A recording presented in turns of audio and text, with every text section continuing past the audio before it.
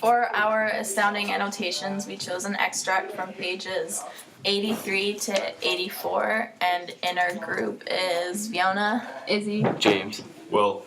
So to begin with the literary features, there are similes and metaphors, and they're all based around like the earth.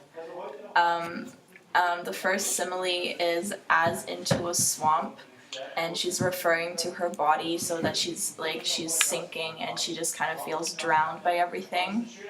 And then the next one is a metaphor, and it is I become the earth, which is again like linking to nature and stuff, and she's saying that she's like again like kind of sinking into the earth. The next metaphor is I'm a cloud, and I think this is kind of like that she's like rising up into the sky, and that she's like really light and just kind of doesn't really care about stuff anymore. And then the last simile is huge as the sky at night, which is referring to a massive space. And that is everything is just kind of endless and infinite, and there's nothing that really determines space. If we look at the tone of this passage, we see that the tone is regretful because she's talking about her past memories and what she used to think of her body. We see that she used to think of it as an instrument of pleasure or a means of transportation, but now we see that she feels like her body is congealed and it's a cloud. From this, we can see that the tone is quite regretful because she doesn't think that that's what her body is anymore, and she's kind of regretting what Gilead has done to her. And from this, we can also see that the side of rebellion is coming in because she's not going to try and like rebel against this. She's just let it happen, and that's why it's regretful. It's also quite apologetic because the audience feels like she's apologising for changing her view of her body and changing her morals about how she sees herself. From this regretful and upsetting tone, we can see that she's giving in to Gilead's ideas and instructions on how to live their lives, and how Gilead is controlling the women so much to the point that they are regretting how they think about their bodies. Because she's feeling this pity for herself, and she feels like she's giving in to her own ideas of her body. She now feels like what she used to be is not ever going to come back, and she's always going to think of this body as like a congealed cloud.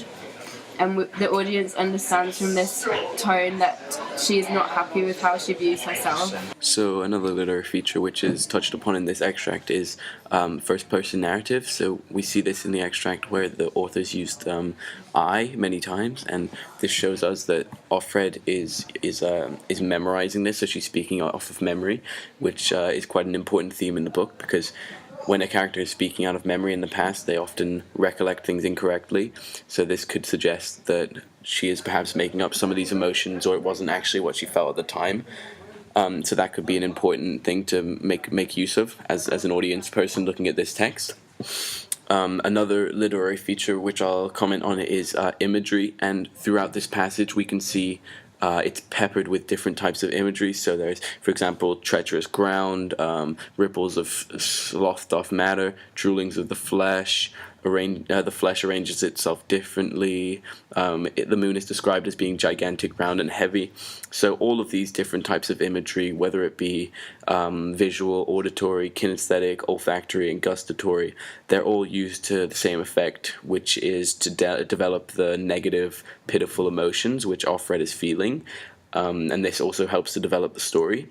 So all of these examples of imagery helps the audience to sympathize with Offred and feel sorry for her, because she's talking in such a pitiful manner. It's hard as an audience member not to feel bad and wish that you could help her in the oppressed state she's in. Atwood has chosen to do this to help reinforce the fact that the handmaids who were being oppressed and often sad, and the author wanted to show us that the handmaids were sad and depressed and experiencing feelings of like deflatedness and sorrow all throughout this time, which also helps develop the themes and story itself. conclusively, it's clear that imagery is a significant literary feature in the character development and the theme progression in this extract from Handmaid's Tale. Another little literary feature I'm going to comment on is repetition, which we can see an example of highlighted in yellow on the text. So the Atwood has chosen to write "it comes, it means," and basically what repetition in this context is used to do is to help reinforce the message that blood is an important thing in this text. So without having used repetition, we might not have paid attention to this sentence, and therefore we would not have known that if blood comes, it means she's failed.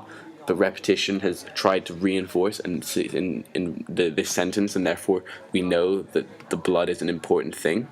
So the final literary feature which I'm going to comment on is personification in this text. So there's only one example of this where Atwood has said, "I see despair coming towards me like famine." And famine is obviously kind of like a disease, so often the word comes with very negative connotations. So we know that the word famine is being used to show a negative aspect of the book.